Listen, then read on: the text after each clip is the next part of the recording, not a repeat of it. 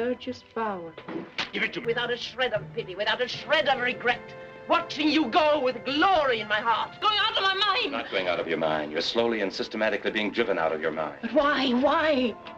So gaslighting is a form of emotional and psychological abuse where the victim is going to question his or her own sanity, can question the memories and even the perception of reality.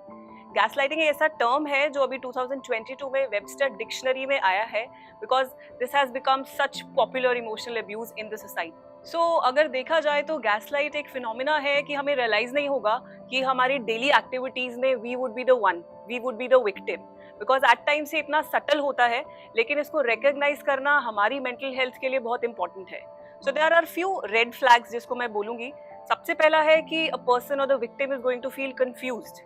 आपको realise नहीं होगा कि आप बहुत confuse feel करेंगे. You will feel drained out. आपकी energy हमेशा low रहेगी. एंड एक पॉइंट पे आप रियलाइज करेंगे दैट आप अपने आप को क्वेश्चन कर रहे हैं. जो चीज़ें आपको ठीक लगती थी आप उसी के थॉट्स में, परसेप्शन में आइडेंटिफाई नहीं कर पाएंगे कि क्या ठीक है और क्या सही नहीं है. You will be using this word sorry a lot. एक पॉइंट पे आपको लगेगा कि आप शायद गलत नहीं हैं if you are in a relationship और in a friendship and you will say sorry just to protect your relationship or a friendship, but next point पे आप अपने आप को question करेंगे कि आपने sorry क्यों बोला. So whenever you feel that you are not aligning with your thoughts and actions and you're feeling very confused, that means there is a chance that you will be gaslighted. मैं बंगाल के बहुत एक छोटे से town से हूँ और क्योंकि मैं पढ़ाई में ठीक ठाक सी थी तो मुझे कोलकाता के एक कॉलेज में पढ़ाई का ग्रेजुएशन करने का मौका मिला. तो ज़िंदगी आई वाज 18 काइंड ऑफ. जब मैं पहली दफ़ा किसी बड़े शहर में आई, मैं अकेली थी. 18 साल की उम्र से मैं अकेली रह रही हूँ. तो मैं बिल्कुल मैं मिक्स नहीं हो पाती थी. मैं बहुत छोटे शहर की लड़कियों को जो जिस तरह के प्रॉब्लम्स होते हैं तो मेरे लिए काफ़ी डिफ़िकल्ट था कोप कर पाना एक्सपेक्टेशंस के साथ. सारे लेक्चर्स इंग्लिश में हो रहे थे. मैं सिंपल छोटे से state government Bengali medium school से पढ़ी हुई हूँ. सो मेरे लिए चीज़ों को समझना बहुत डिफ़िकल्ट था. मैं बिल्कुल भी कोप नहीं कर पा रही थी. तो ऐसे हालातों में फ़र्स्ट ईयर में मेरे एक कॉलेज मेट के साथ मेरी थोड़ी बहुत दोस्ती हुई. आफ्टर अ फ्यू मंथ्स हम लोग काफ़ी ज़्यादा बात करने लगे नॉर्मली, क्योंकि मुझे समझने वाला कोई नहीं था. तो वो इंसान ऐसा था कि जो मेरी बातें सुन रहा था. अगर मुझे अकेलेपन से दिक्कत हो रही है तो उस चीज़ में वो मुझे काफ़ी वक्त दे रहा था. तो वहाँ से थोड़ा हमारा रोमांटिक रिश्ता शुरू हुआ. हम लोग एक दूसरे की तरफ फील करने लगे. पहले तो सब कुछ ठीक था. इनफैक्ट उसने मुझे मतलब पहले 1-2 महीने 3 महीने जिसको बोलते हैं लव बॉम्बिंग. सो वो तभी मुझे नहीं पता था. 18 साल की लड़की को नहीं पता होता है ये सारी चीज़ें. आज मैं जानती हूँ वो चीज़. If we talk about in a romantic relationships, in a romantic setup जहाँ पे ये बहुत commonly term जहाँ से evolve हुआ और use होता है, तो उसमें partners usually बोलते हैं कि मैंने ये किया क्योंकि मैं तुम्हारी care करता हूँ. Even though they are gaslighting you, even though they are manipulating you, but उनके जो terminology होगी, it will be like because I care for you, that is why I'm doing this particular thing for you. So ये बहुत common examples हैं जो कि gaslighting को हम identify कर सकते हैं. मेरी पार्टनर का नाम प्रीति था. हम दोनों गर्ल्स कॉलेज में मिले थे, जहाँ पर हम दोनों को एक दूसरे से अट्रैक्शन हो गया था और फिर प्यार हो गया. शुरुआत में तो सब कुछ बहुत अच्छा चल रहा था. हम एक दूसरे के साथ बहुत खुश थे. एक दूसरे से बातें शेयर करना, एक दूसरे के साथ घूमना, एक दूसरे के साथ फीलिंग शेयर करना, सब कुछ बहुत अच्छा चल रहा था. पर जैसे ही कॉलेज ख़त्म हुआ हम दोनों लिव इन में रहने लगे और दिल्ली शिफ्ट हो गए. वहाँ पर शुरुआत में तो सब कुछ बहुत अच्छा चला, पर कुछ वक्त बाद प्रीति का बिहेवियर चेंज होने लगा. वो मेरे ऊपर छोटी छोटी बातों पर चिल्लाने लगी, मुझ पर गुस्सा करने लगी, मेरे ऊपर हाथ भी उठाने लगी. एक बार तो हम और हमारे सारे दोस्त क्लब गए थे, जहाँ पर मेरा एक फ्रेंड था जो कि मेरा ही नहीं उसका भी था और उसे ये चीज़ पता था. वो मेरे से बात कर रहा था. तो उसे वो चीज़ पसंद नहीं आया। इनफैक्ट अगर मेरे साथ कोई लड़की भी बात कर रही थी, उसे वो भी नहीं पसंद आता था। वो अगर सबसे बात करे तो ठीक है, बट अगर मैं करती थी तो उसे बिल्कुल नहीं पसंद आता था। फिर जब हम वहाँ से घर आए, उसने मुझ पर बहुत गुस्सा किया, बहुत चिल्लाया और मुझे बहुत मारा। उसके बाद मैंने सोच लिया कि अब मुझे इसके साथ नहीं रहना है।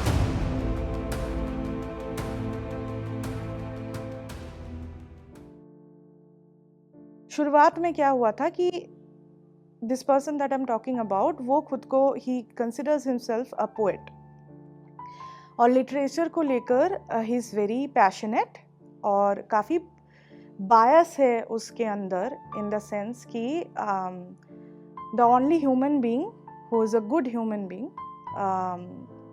जो किताबें पढ़ता है, जिसे आर्ट की समझ है, बस वही लायक इंसान है, बाकी कोई नहीं है। ये ऐसा उनका बायस था। मेरे साथ ऐसा कुछ नहीं था। तो मुझे जब पहली शुरुआत में मुझे काफ़ी इश्यूज़ होते थे, क्योंकि मुझे लगता था कि ये सही नहीं है, सेंसिटिव तरीका नहीं है चीज़ों को डील करने का। पर मेरे अंदर वो अकेलापन भी था, तो मुझे पार्टनरशिप भी चाहिए थी। तो मैं काफ़ी कंफ्यूज थी पहले। तो एक ऐसा मौका आया था जहाँ पर मैंने ब्रेकअप करने की कोशिश की। मैंने उनको बताया कि देखिए, आपका तरीका जो है वो मुझे सही नहीं लग रहा है, मेरे साथ मैच नहीं कर रहा है। तो क्योंकि वो उनकी एक्सपेक्टेशन मुझसे भी यही थी कि हम लोग बात करेंगे तो कॉन्स्टेंटली लिटरेचर के बारे में बात करेंगे, आर्ट के बारे में बात करेंगे, मैं क्या चाहती हूँ, मुझे क्या पसंद है, दैट डिडंट मैटर मच।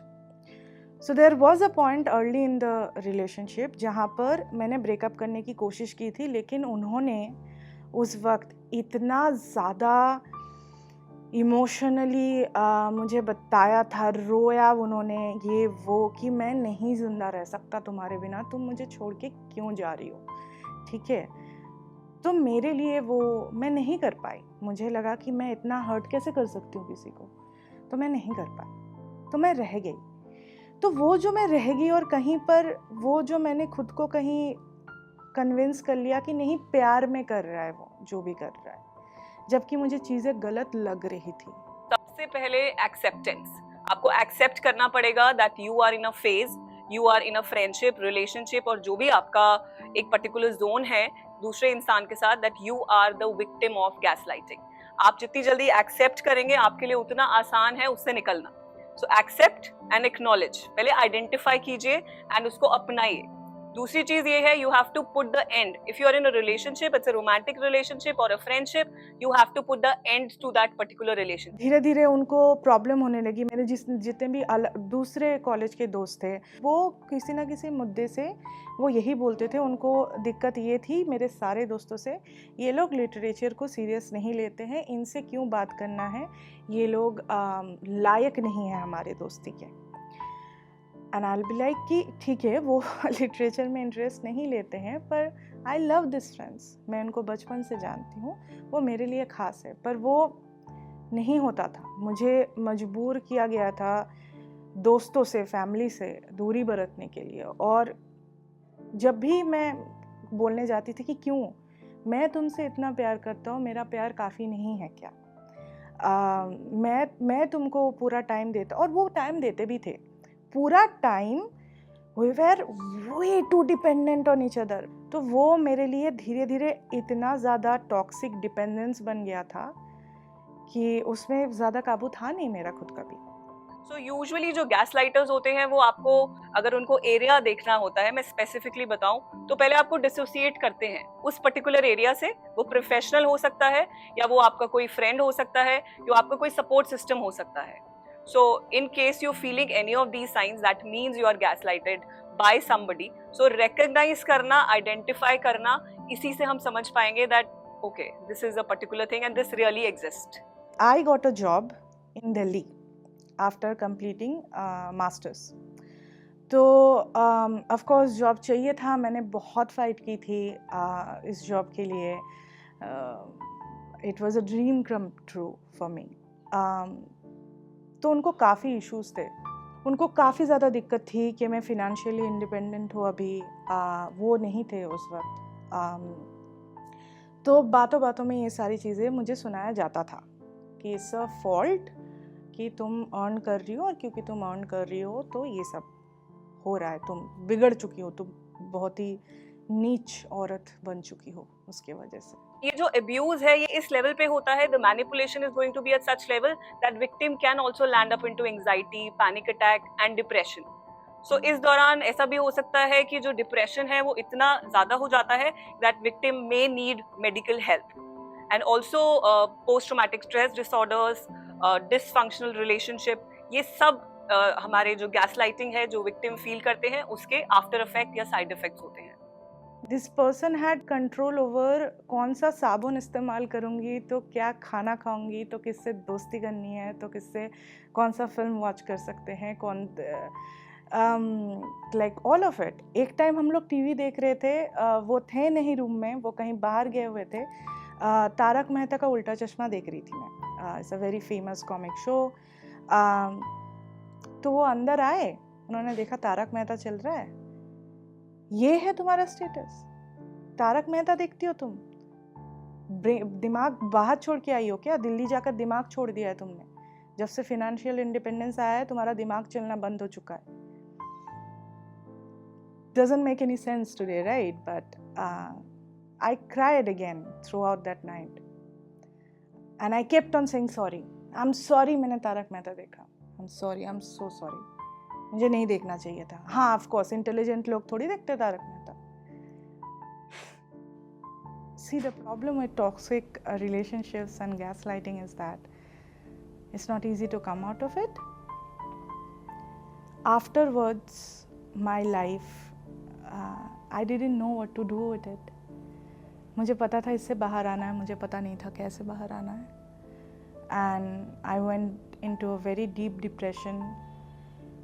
बहुत ज़्यादा दिक्कत हुई मुझे खुद को माफ़ करते हुए कि मैंने कैसे एक्सेप्ट कर लिया ये सारी चीज़ें, क्योंकि फिर जब मैं मुड़ के देख रही थी इतने सारी चीज़ें मुझे दिख रही थी कि उसने थ्रू आउट इतने सारे तो रेड फ्लैग्स दे रहा था वो इंसान, पर पता ही नहीं था।